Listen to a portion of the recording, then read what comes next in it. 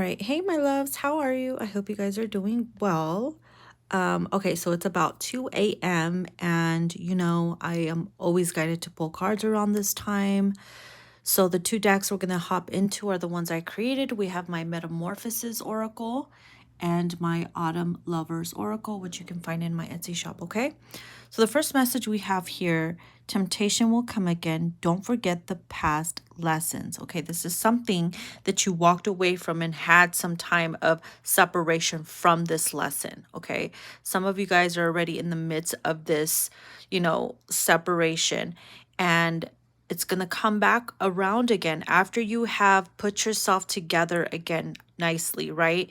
There could have been a great fall where things were scattered and messy, and when you were guided to walk away, it's kind of like you felt defeated and you hit rock bottom, or a part of you just didn't feel right. You didn't feel balanced.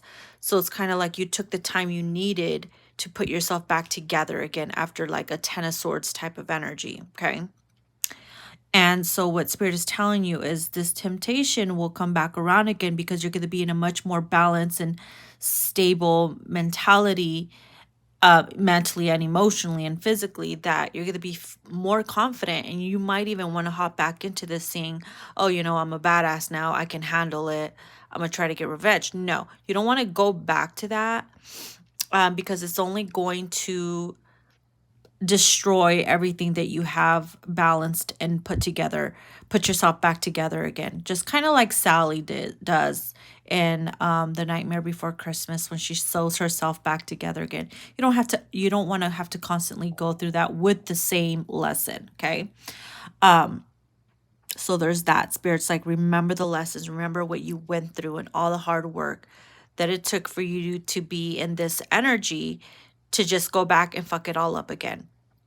I understand that some of you guys anticipate moments to go back or to have an opportunity to do it again.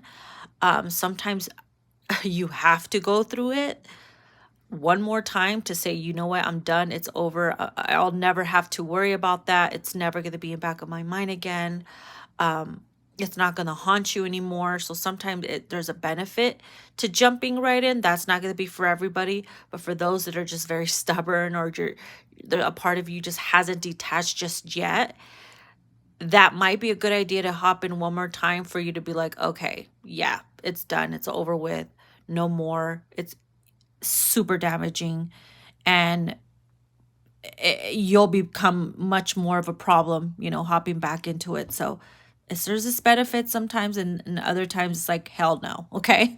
So second oracle card here says, freeing yourself from old beliefs will create a happier lifestyle, which is true, because new things want to come in, will be offered to you. And sometimes your old belief system, that indoctrination bullshit, will stop you from accepting things. It keeps you closed-minded, and Spirit wants you to be open-minded, because there's a whole world out there of possibilities, of hundreds of dimensions probably. You know what I'm saying? And being closed-minded blocks you from traveling those other worlds, those other experiences. And that's what Spirit doesn't want for you. It's for you to free yourself from those old beliefs so that you can accept the sweet and spicy that wants to come in. And it's interesting how the pumpkin spice card came out, sweet and spicy, and behind it we have the sweaters card. It says you will give each other chills, right?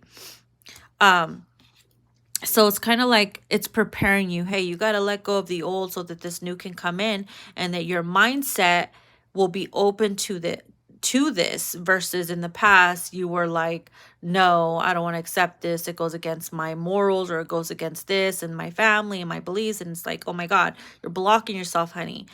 And here how it says you will give each other chills, and how it's sweater card, I feel like there's a sense of protection to that, because it's like you feel the warmth, you're protecting yourself, and you give each other chills in a way where it's like you're both teaching each other about each other's worlds and other beliefs. And it's the beautiful alchemy of it. Something magical about that. So Spirit's like, don't deprive yourself of that magic carpet ride, okay? Have trust and faith.